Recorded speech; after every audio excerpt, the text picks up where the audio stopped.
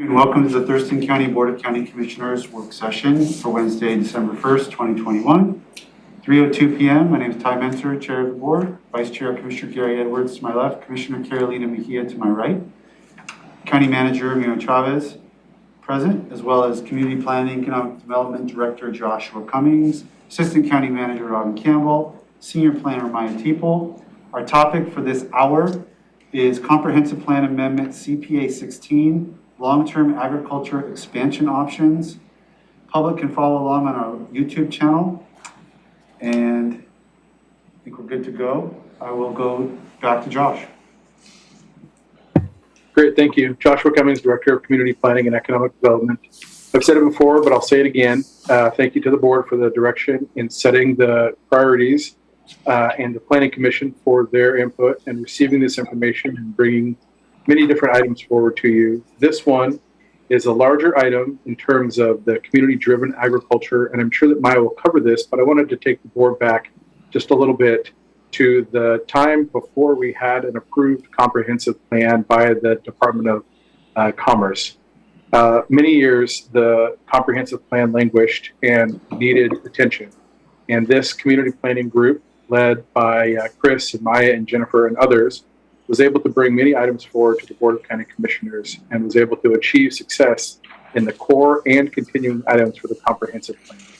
In so doing, it allowed many items to move forward in terms of the way that we do our docketing process. And this one was brought up as a piece of more information that was needed by FutureWise in the way that we do agriculture in Thurston County. Our legal counsel worked with FutureWise to develop a plan going forward, and we appreciate the opportunity to continue to address this topic.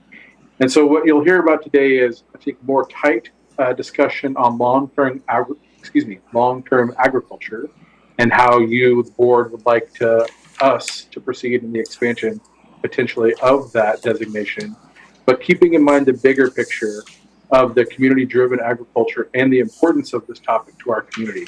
So just kind of wanted to set that bit of a preamble. I know Maya's going to narrow it down. And sorry if I created confusion, but there's a piece of this that you're talking about today in the LTA, long-term agriculture, but the larger picture of community-driven ag is a broad topic that your Ag Advisory Committee is very interested in, that your Fair Board is very interested in, that your Planning Commission is interested in, and that Economic Development is interested in. So just obviously listen to Maya because she's got the good information here, but keeping that bigger picture in mind is going to be important as well.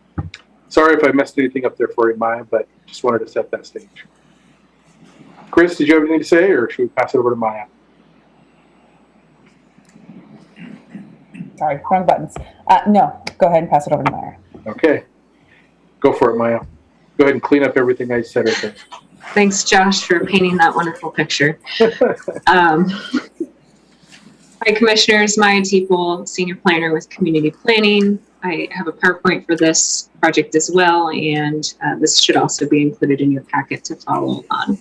So we have 1 hour today, and the briefing topic is the scope of the long-term agriculture, that is LTA, which you'll see a lot, this abbreviation throughout this PowerPoint, and the review and the expansion of that.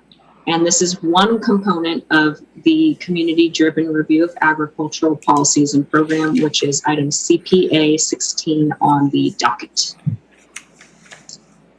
So I'll go over a couple things in today's briefing. I'll start with an overview of the broader CPA 16 community-driven review of ag project, and I'll go over some of the background of that project and also the key project drivers and how they relate to this long-term ag expansion piece of that. And then I'll go into more detail on this component, which is the long-term agricultural review and remapping, what we're also referring to as expansion. And I'll review some of the scope of work options for that component specifically. And then what we are requesting from the board is direction on the scope of work for that component. So the scope for the LTA expansion options. So starting with background, as I mentioned, this is docket item CPA-16 on the 2020-2021 official comprehensive plan docket. and it is also known as the Community-Driven Review of Agricultural Policies and Programs. As Josh greatly mentioned and painted the picture for, this came out of the comprehensive plan update back in 2018 and 2019. And at those briefings, the Planning Commission recommended that there be a further community-driven review of agricultural policies and programs. And this was a big area of public interest during the last comprehensive plan update. So in April of 2020, the board did place that project on the comprehensive plan amendment docket, and it was a high priority, ranked as 2 out of 5 board initiated comp plan amendments. So we have been working on this slowly but surely. It's a huge project. There's a lot of moving pieces to it, and we're bringing this to you as we're seeking more direction to move this component of it forward. So looking at the project drivers, as I mentioned, there's a lot of different drivers and interests behind this project. Back in 2019, as part of the comp plan update, not only the Planning Commission and the public, but also the Ag Committee recommended that the county take a deeper look at agricultural policies and programs and how we could improve those areas in order to better protect agriculture in the county. And after the adoption of the comprehensive plan update in late 2019, we did receive an appeal from FutureWise on that comprehensive plan update. And a specific part of that appeal was that the county did not have updated long-term agricultural designation because our soils data was out of date. And so we needed to look at updated soils data in order to be in compliance. And that appeal is ongoing, and this component of the community-driven ag project really gets at that appeal. So additional background on the general community ag project. In January and February of this year, community planning sent out a survey to stakeholders and the community. And we got a lot of responses to that survey. We provided an update to the board on that survey back in May of 2021. And those responses really provided guidance on what the bigger community-driven ag review project needed to look at.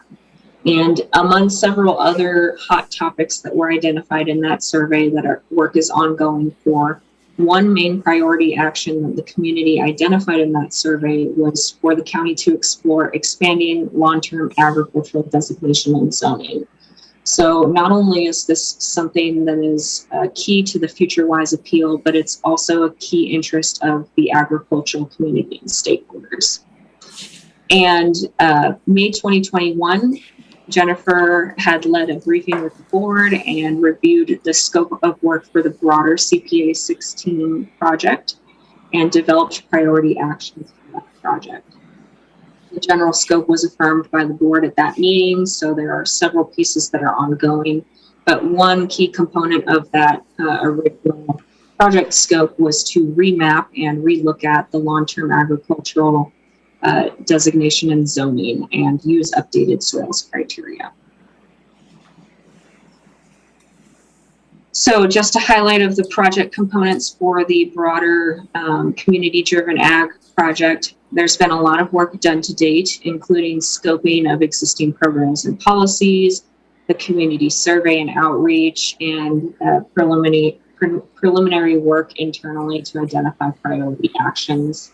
Most of those priority actions came out of the appeal and the community survey that was conducted earlier this year. And now we're in this stage of developing the proposed amendments. So there's a lot of internal work going on, internal research to develop the amendments based on those priority actions that were identified originally. So moving into a narrower focus, the review and remapping of long-term agriculture. This is one component of the community-driven ag review project, and this is the focus of what we're talking about at today's briefing. And the primary goal of this is to update the soils data using the existing designation criteria for long-term agriculture. This was, as I mentioned, a priority issue not only of the community and agricultural stakeholders, but it's a required component in response to the future-wise appeal of the 2019 comp plan. So in order to meet that appeal, we must look at updated prime farmland soils. And that's a pretty small piece of the general designation criteria, which I'll show in a few slides, but that's one thing that the county has to look at when we're doing this project. Staff did a little bit of internal work to look at the existing long-term agricultural designation and also the updated soils criteria. And from that initial work, we developed a scope of options, which will be presented to the board today on how to proceed with this specific component. And the two scopes that are available for this component impact both the timing and the breadth of this piece of the project. So they both have quite different impacts on the amount of staff work that will be needed to complete them, also the amount of community engagement that goes into them. So looking at the existing criteria for the long-term agricultural designation of lands of commercial significance, this is a abbreviated version of what that designation criteria currently says. This is existing criteria that is within the Thurston County Comprehensive Plan. And this criteria has been in place, gosh, it was first adopted, I think, in the early 90s, maybe 1993. And it's been updated a few times, but the last time it was updated was, I believe, in the early 2000s.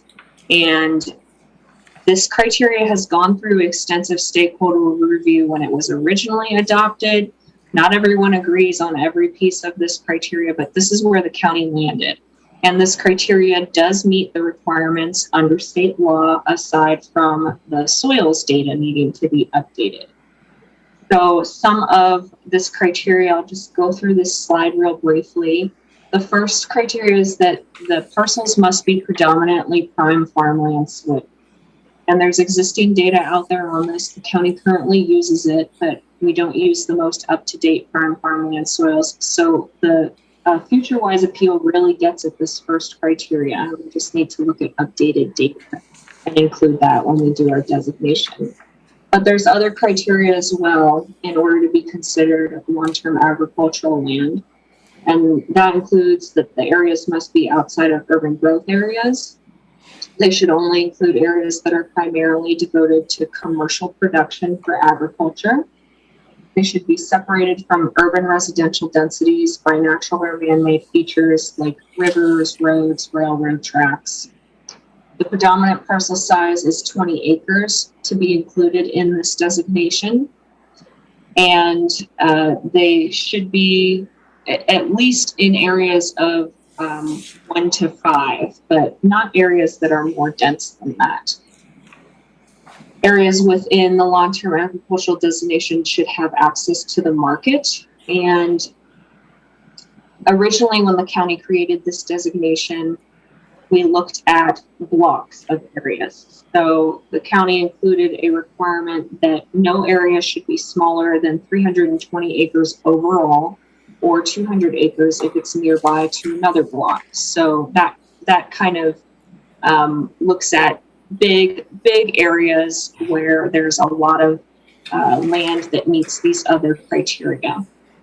And then finally, long-term agricultural lands of commercial significance should be outside of the natural shore environments, not already currently in agriculture. And this aligns with current policy within the Shoreline Master Program as well. So there are some community stakeholders and some of these survey respondents in early 2021 that want the county to relook at this entire criteria. Some stakeholders. Maria, your connection seems to be a little bit skipping. She's following the slides. Yeah, She's basically getting it, but yeah, it is cutting out a little Yeah, bit. your sound is cutting off a little bit. I'm sorry, let me put in my other headphone and see if that helps at all. Thank you. Okay. You haven't missed talk a anything. You haven't missed anything because we can follow along, but I'm afraid you're going to get to something that, and then we're not going to hear you. just pause me if that happens again. It could be that my internet connection is a little bit skippy out here, but I'll try and talk a little bit slower. So if that happens again, you can ask me to repeat it. But this is much better. Yeah, this is much better. Great, thank you. So the community survey did have some responses from stakeholders that they would like to see this designation criteria revised. Some stakeholders have specific pieces of this designation criteria that they would like to see revised. So that also goes into the 2 scope of work options that you'll see. Really, we're only required to look at prime farmland soils as part of the FutureWise appeal. But there is this broader community interest in agricultural stakeholder groups that they would like to see some of these criteria revised. So it expands long-term agriculture even further. So remapping of the long-term agricultural criteria, we did a little bit of work to look at updated prime farmland soils, and currently the county has roughly 15,900 acres of long-term agriculture designated. And these areas are scattered throughout the county. So this lime green on this slide here, on this picture on this slide, is our current long-term agricultural lands of commercial significance. And then the dark green area is all of the prime farmland soils that the county needs to look at including that are not already included in the current designation criteria. So Could you say that again? the dark green area is the prime farmland soils that the county does not currently include in the designation criteria. So part of the FutureWise appeal request is to look at that prime farmland soils data and look at how that would affect the designation of long-term agriculture. And that's this dark green area. So this is just an illustration to show kind of how big of an area that really is that covers. That prime farmland soils does cover a lot of area of the county. And in remapping long-term agriculture, there could be flexibility in how that existing designation criteria is applied and interpreted. We might have new data sources available to us. And of course, those criteria don't very easily translate to remapping. So there is some flexibility, and we'd probably do a lot of stakeholder group work around that to determine a couple of options and how we apply the existing criteria. But even only using the existing designation criteria and updates, we could potentially get a few options for the community. So if we only want to look at soils data and use our current designation criteria, then there's likely still going to be options developed for the community on this. So moving on to the scope of work options, there are 2 options for the scope of work for the remapping of agriculture. And option 1 maps the existing designation criteria and looks at using updated soils data. And this really gets at the response to the FutureWise appeal. We are required to look at the soils data, so that meets the need of that. And it does meet some of the request of the community, which I'll go over on the next slide in a little bit more detail. Scope of work option 2 is to first review and update the designation criteria. That would open up all of the designation criteria, and then go into remapping that and interpreting that criteria and what that looks like. So soils would need to be a piece of that, but it would not be the only piece of that. If we open up the designation criteria, then everything's kind of fair game. So I'll go into these a little bit more detail and what that would mean for timing and workload of the project, and also how that does or doesn't meet the requests of the community in the appeal. So scope of work for option 1, as I just mentioned, this would map the existing designation criteria and use updated soil data. And that updated soil data is the required component under the FutureWise appeal. We could see a great range in options and the amount of additional acres that are added just by using new soils data alone and interpreting existing designation criteria. And we did an internal look at potentially how big that could be. And we could see up to 3 times the amount of long-term agricultural designation in the county. So right now we have 15,900. We could potentially see up to 3 times that amount, depending on how those criteria are interpreted and applied on the map. And as I mentioned before, the existing designation criteria in the comprehensive plan has gone through previous stakeholder review, and it does meet the current requirements under state law, aside from the soils data needing to be updated. So, compliant with state law, we just need to use the most up-to-date soils data on the designation criteria and mapping.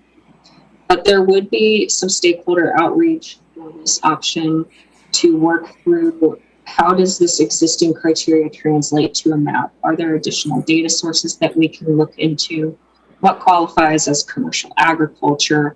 So we do still expect there would be significant public outreach on this item and stakeholder group involvement, but it might not meet the requests of all of the agricultural community, because as we saw through the survey earlier this year, there are some agricultural stakeholders that would like to see changes made to the designation criteria, and option 1 does not do that. So option 1 really keeps the designation criteria as it currently is and just updates the soils. Timeline for this option would be at least the remainder of 2022, depending on the priorities and the docketing process early next year.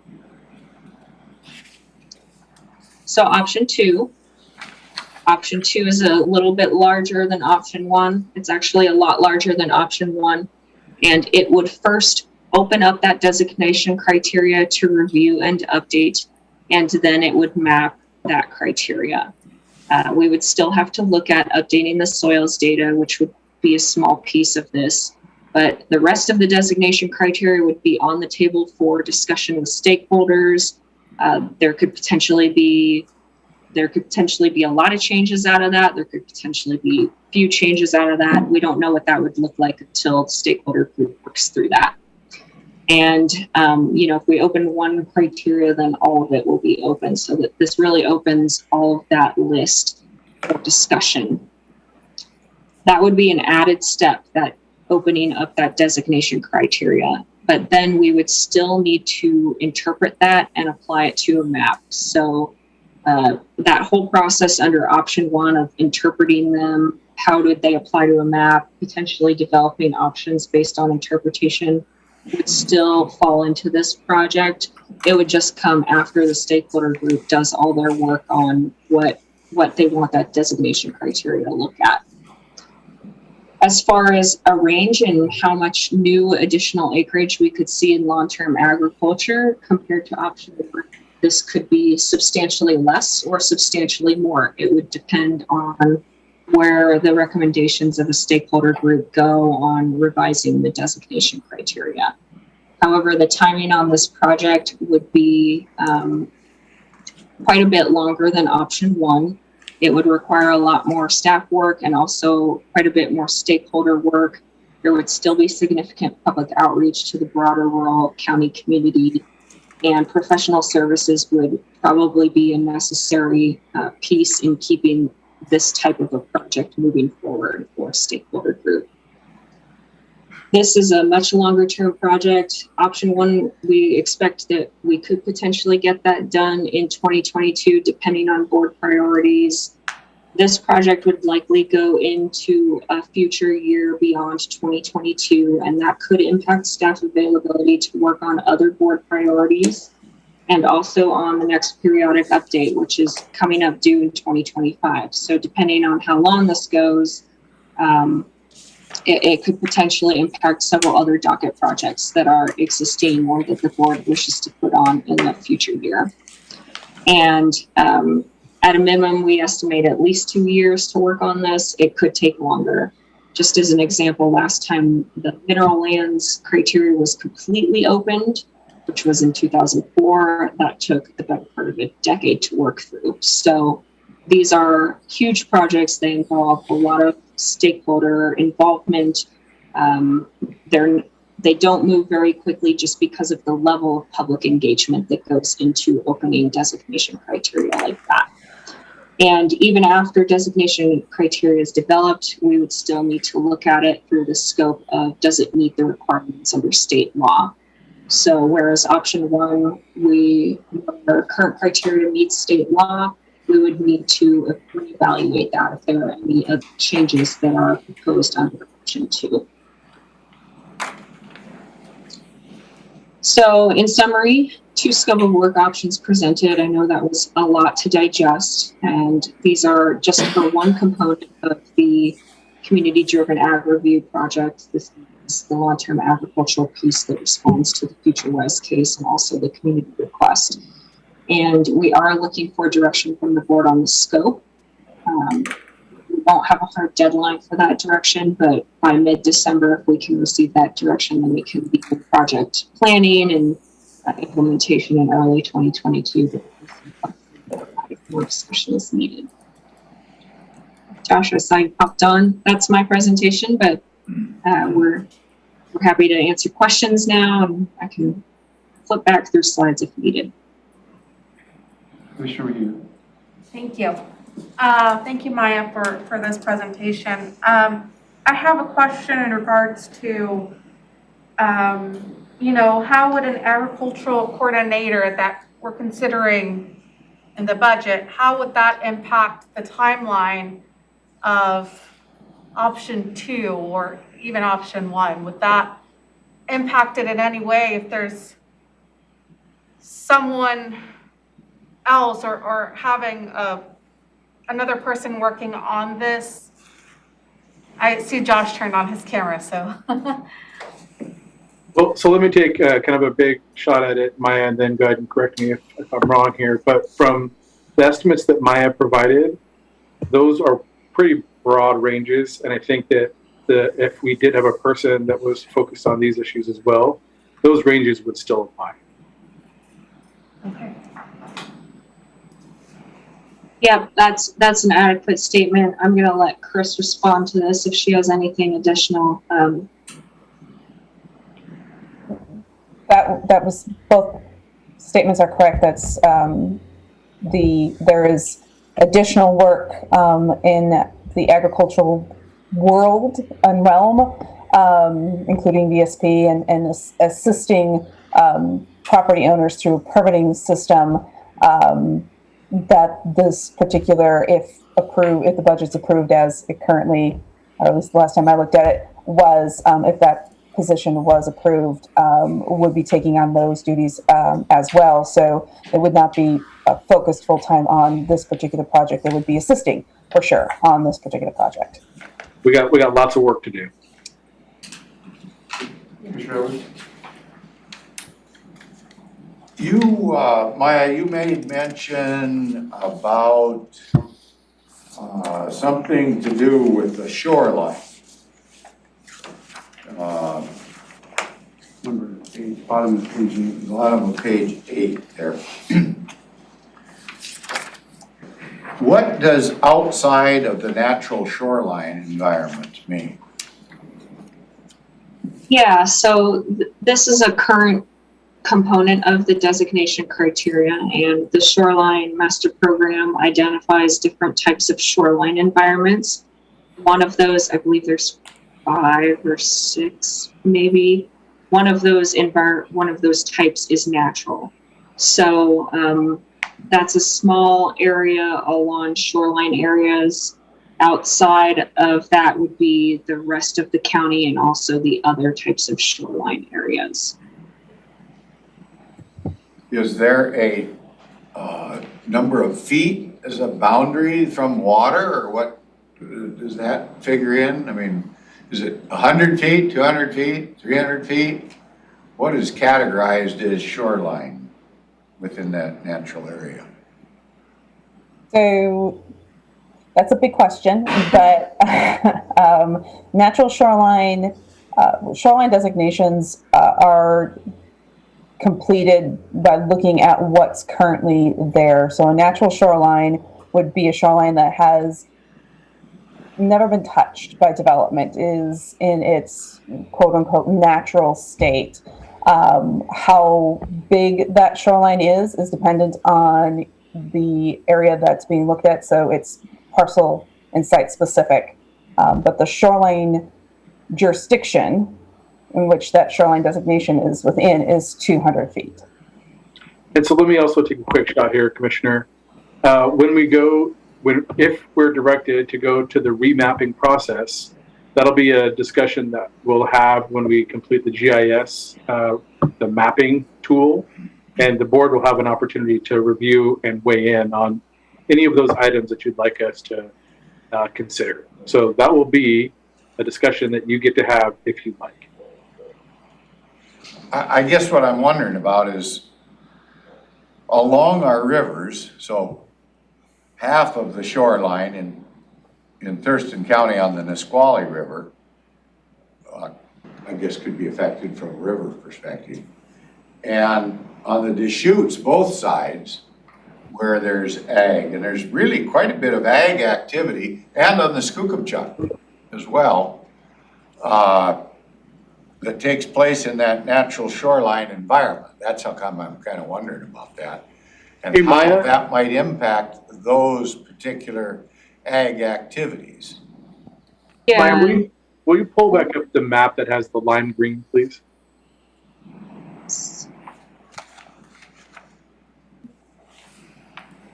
Snap.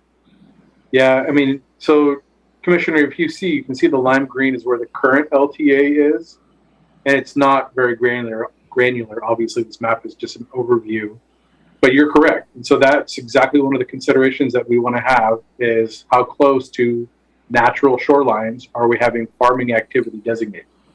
So there is, you can see there, maybe if we can zoom in just a touch, maybe there are some of the waterways that you just described that are close to, but likely have a buffer between on the water and where the LTA is.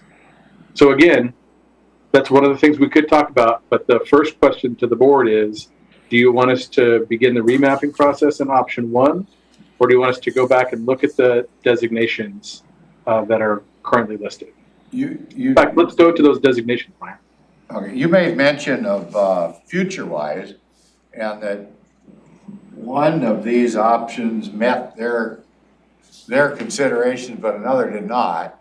But aren't we obligated to meet whatever the court or the growth management board said? So option 1 meets the FutureWise appeal. Option 2 meets the FutureWise appeal and then some, and then a lot. Okay. 1 is just dealing with them only. 2 is dealing with them and potentially looking at all the other criteria, like the shoreline one. And trying to change from lime green to dark green or something, I take it. Well, expanding the lime green. Or, like Maya said, option 2, if the folks come back and say we want to limit agriculture in our community, it could actually reduce the lime. So that's kind of what Maya's saying is. Why would we want to limit agricultural activity? I'm just Not saying you would, but that's a potential outcome from the stakeholders' You're input. just opening up those criteria and you don't know where they're going to land. And as Maya said, option 1, as it currently stands, if we did the remapping, could potentially expand the lime green, the LTA, by 3 times. Option 1. Correct. The designation as it currently stands. And option 2 would not do that? I see the county manager is going to try and clarify something. It's unclear. Less clear with option 2. Go ahead, County Manager. Now, related to the mapping, to see if I don't want to oversimplify the options that you presented. Simple today, works better for me. But as I understand, option number 1, goes with the soil criteria and expand and have the designation on the maps based on the maps that you provided, the light green and dark green. I think what is missed on that perhaps, and the option 2 does, is you get into a little more detail, because by designating just on the soils, not necessarily address the already land use that are existing in there. Meaning perhaps within the dark green, there may be other uses already in place. Is that correct? Maybe homes, maybe any other uses is that would create a conflict just going with option 1 versus option 2 is gonna take longer, obviously, but allows to get a little more surgical, my word, in terms of designating what long-term agriculture will be. That makes sense? Yeah, so both options will really kind of get at that concern about what the existing use is on the property, because it's not just soils that we would have to apply when we remap. We would still have to meet all these other criteria that are listed. So it does look at existing use, but that could potentially change under option 2. So I'm sorry, Maya, go back to the designation one more time, please. Yep. Yeah, so both scopes would get at kind of, is the land being used for ag? That's a requirement under our existing criteria, that it should only include areas primarily devoted for commercial agricultural production. So when we look at the soils data and we go to remap that, we would have to look at areas that are primarily devoted for commercial ag production as well. So if it's being used for something else currently, we would not turn that line green, correct? Correct. Even with option 1. Could you tell, and I could go ahead, is a tree farm agricultural activity? Yeah, that's a great question, and that's something that we would work through the stakeholder group under either option 1 or option 2. So that would be part of how we interpret the existing criteria, but there are some forest lands in the county that fall in rural residential right now. They're not long-term forestry, and potentially what we could look at is whether or not those be included as long-term ag. I don't know the acreage, but both on the Nisqually and on the upper Nisqually, upper Deschutes, and upper Skookumchuck, there's a lot of acreage in tree farm. Is that counted in there somehow? Because it doesn't reflect it in that 15,000, because it's way more than that. Yeah, that's right. Right now, I don't believe that a lot of those rural timber properties are included as long-term agriculture, but under option 1, that could definitely be something that comes up in the stakeholder group. So we could look at whether or not that should be applied.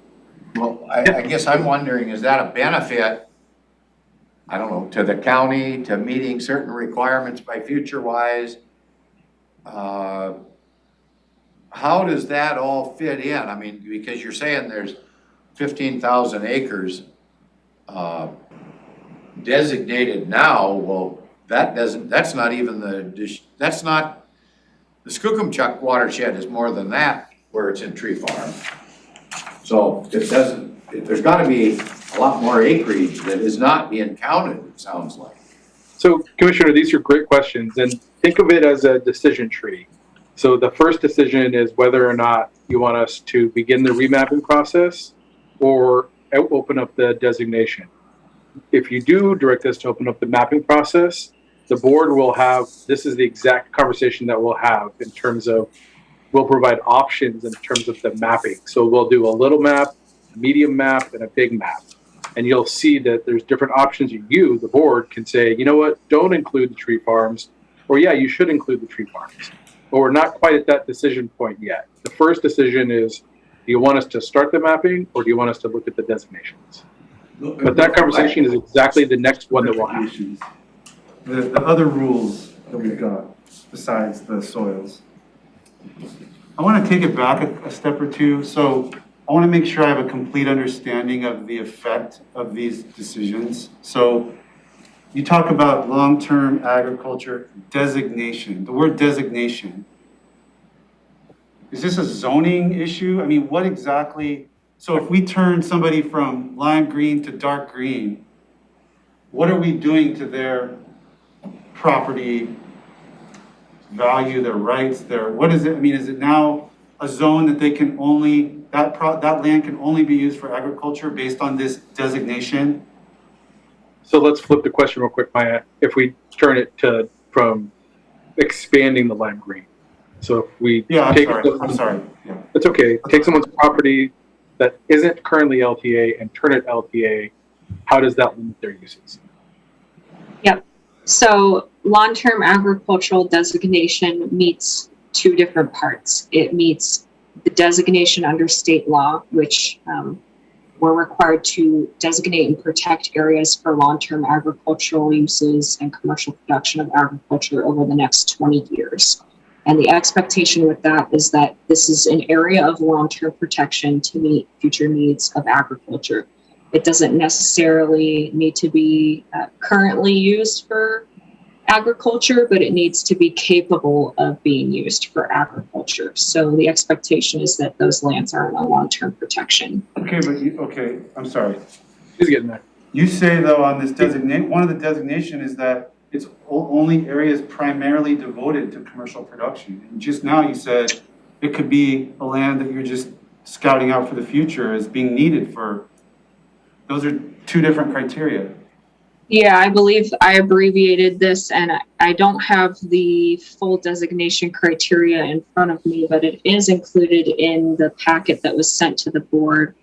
And that one specifically gets at, it's number 3 on page 5 of 6 in your attachments packet that says land capability and tax status. What And page again? so page 5 of 6 in the attachments packet.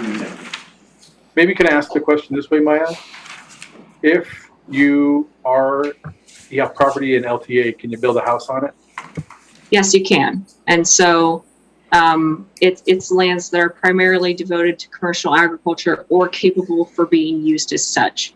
And long-term ag is not only a designation in Thurston County, but it's also a zoning. So there's specific development regulations that apply to those properties as well. And one of those regulations, kind of one of the bigger ones, is that it limits subdividing of those properties. So they're typically larger parcels, and landowners can't subdivide those into smaller parcels. I believe 20 or 40 acres is the limit for the 2 agriculture zones. So you can put a house on there, but it becomes one house per 20 or 40 acres, depending on which ag zone you fall into. And so that's again exactly the conversation that we'll have when we're doing the mapping process. Is the Ag Advisory Committee has said on a number of occasions we want the board to expand ag lands. So what that means could have an impact on the property owners in terms of future sale or subdividing.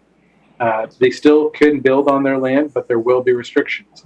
And when we're doing the mapping process, that's exactly the conversation that we'd like to have with the board. How about floodplains? How do floodplains figure in?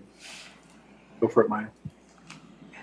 I don't have that information on the top of my head, but that's definitely something we could look into with either of these options. There's a fair amount of that ground that falls within a floodplain. So, I'm sorry. No, go ahead. So going back, okay, so you can build a house. I'm assuming you can't sell it to build a warehouse. What else can't you do besides that? Like, okay, you can build a house. What else can't you do if this land is now designated LTA? You can't subdivide. So a lot of the properties that we'd be looking at adding are 1 to 10, 1 to 20, or 1 to 5. And you would not be able to subdivide those properties further, including the ones that fall in 1 to 10 and 1 to 20. They'd be limited. So that could impact landowners' sale of their property in the future. And other types of uses, other types of special uses that fall on those properties would probably be reduced. You have to look at the scope of what that would mean, but that would certainly be something we'd bring back. And that's missing some of that. Try again, Maya. You broke up a little. Sorry about that. This types of special uses that would be allowed on those properties would also likely be reduced, and what specifically that would mean we would bring back when we have those maps developed after we work through kind of the options depending on the board's direction. But that's a big piece of the public engagement on this project. So whichever scope of work the board directs us to work on. This is going to affect landowners, and the people that fall within this area will potentially have more restrictions on their property if they are included in LTA. So there is a big, broader rural community outreach component of whichever option moves forward, and all of that will be discussed as part of that.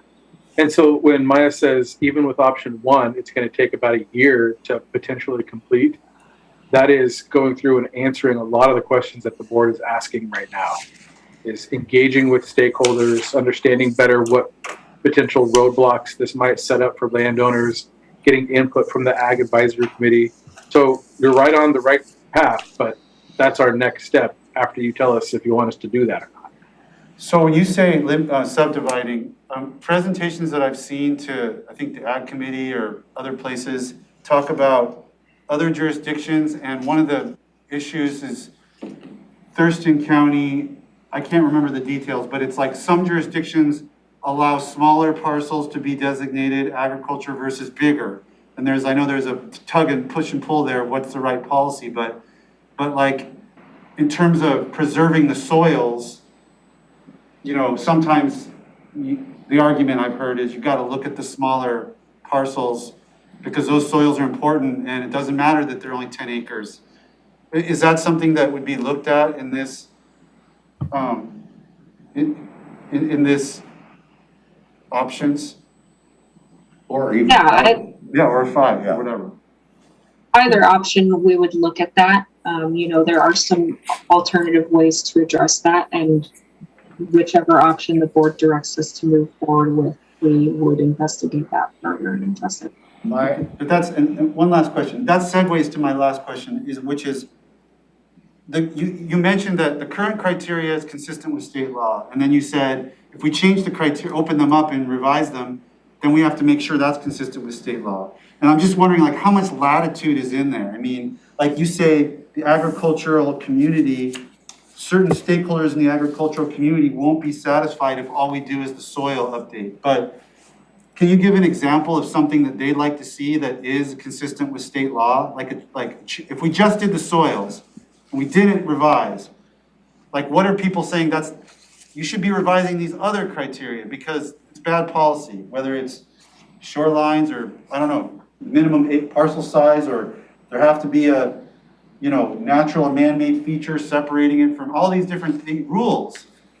Which ones of these are flexible enough under state law that we could do different things, substantially different things, and still be good? Yeah, state law does give the counties quite a bit of flexibility in how we designate. They do have some requirements. Most of that is that we look at either land that's used commercially or capable of being used commercially, and also use the soils data. And then the urban growth areas and higher densities pieces are included in state law. But an example would be a predominant parcel size of 20 acres. That's a county criteria. That's not specific in state law, so there's flexibility on that. And then another one that's come up from stakeholder comment is the 320 acre block size requirement, or 200 meter by. That is also a county requirement that is, you know, that's not specific in state law. So it does meet certain requests of state law, but there may be other ways that the county can go about addressing those through different alternative criteria. That one in particular stood out to me as being something that you would really potentially expand possibilities if you didn't have that requirement, right? That seems pretty limiting. Yes. Okay. Commissioner Garcia. Following up on Ty's questions there on the 20 acres or 5 acres or 10 acres, but it seems to me that I've heard, and I think I heard this, maybe the Conservation District, maybe the Ag Committee, I can't remember for sure, but other jurisdictions do use smaller designations, and then they have more farmland designated because they do count those 5s, I guess is the best way I can put it, instead of limiting themselves to 20s or 40s. Or I would like to see us get credit for what's really there, not credit for what some bureaucrat says you can or can't do. I wanna have the real deal and a real assessment of that. And actually, that's why I think the floodplain is so important to include, because, I mean, we don't wanna have an Nisqually situation where lots of houses are getting flooded out in the future. And, but yet we wanna get credit for proper designation. So I'm just trying to figure out a way to balance that out, because I still don't know very much about this, to be honest. Commissioners, can I put Maya on the spot for a second? Yeah. Okay, Maya, you ready for this? Is there, in terms of process, is there another way to update the designations if the board would like to do a more targeted approach other than the full stakeholder open up the whole thing? Or is that a process that needs to be followed? I think the board, if they wanted us to look at a specific criteria like predominant parcel size, we could potentially do a narrow opening of the designation criteria. Chris, do you have any input on that? That's correct. Just means my seatmates are writing, I'll talk. Hold on one second, Commissioner. Okay. Go ahead. Chris, go ahead, finish your thought. I'm sorry. That is, Maya, you're correct. If the board so chooses, we could take a very, as has been said before, surgical look at the designation criteria. We would need some very specific direction at that point. If the board changed anything, would it have to then go back to the state for approval? We would need to make sure that it does meet the state law, yes. Sorry, Commissioner, I just wasn't sure about that process. Well, I don't like reinventing the wheel, so if I could, and I could utilize another jurisdiction, and I don't know this, but let's just say Pierce County, they don't have those great big blocks. They take it all the way down to 2 acres, I don't know. I would wanna be competitive with that, I guess, so we get credit for ag land. You know, somebody can grow a lot of carrots on 2 acres of ground if that's their agricultural activity, and they ought to get credit for that. I always hear we're losing all of our ag ground, but I don't think I see that all the time. I see it broke up from a 40 to a 20 or 10s or whatever it might be, but in reality, it's actually still being utilized. The Thurston Conservation Districts help a lot of people do a lot of things and make small parcels real productive. So You don't think we're actually losing? I don't know, we're not always losing, you know, I mean, yeah, when there's a bunch of houses, you know, that go up and it's, you know, 1 per acre or whatever, yeah, we're losing. But I wanna watch out for the property rights of individuals, but on the same hand, I wanna watch out so that we're not building willy-nilly and then flood it out every 5 years or something. So there's gotta be a balance in there. Certainly, thank you, Commissioner. I'd ask Maya also, you know, our drive to keep moving forward is on the direction of the Board of County Commissioners to complete the docket items as quickly as possible with appropriate public input. I'd ask Maya, in terms of the decision that we're requesting today from the Board of County Commissioners, whether it's look at the designations or start the remap process, how quickly are you looking for a decision? What was that, Josh? I didn't get that last. I was asking what's Maya's timing on how fast she's hoping for a decision to keep us on track under your direction? Or flexible in decision, you know, by end of December or early January would be ideal to keep this project moving forward and begin the remapping or the stakeholder process. Can we explore an option 3 and how long it would take if the board had a targeted approach on designation, how quickly we could bring that forward to the board, and then how quickly the state may respond to whatever changes we make? Right, so the state is not involved until we take a final action typically, and whether or not we get appealed on that. So, but yeah, we could certainly develop a third option and bring that back and what that would mean for timing. Maya, your slide that says Ag Committee passed motion recommending county explore substantially expanding LTA designation. Did that motion speak to this issue about the criteria? I've got the chair of the committee here so I can ask him, but I just thought I'm just curious if their motion spoke to this question you're asking us to give guidance on. Yeah, they didn't specifically specify, from what I'm recalling, that was back in April, so it's been quite a while. They didn't specifically specify that they wanted to see the designation criteria changed. More than anything, they wanted to see more land in the designation. And that could potentially be met under option 1. We would, of course, involve the Ag Committee with maps that are developed under that option as well. So. Yeah, and when we talked about the decision tree, the maps that we'd provide, small, medium, large, that's where we would provide you that input from the Ag Advisory Committee. And one last thing, sorry. When you talk about the potential for tripling the LTA just based on the soil, that would put us, I'm remembering charts that I've seen about, Pierce has this and Whatcom has this and Skagit has this. And and every county's different. I don't think they should all be the same, but it looked like Thurston County was lagging behind in the amount of designated LTA.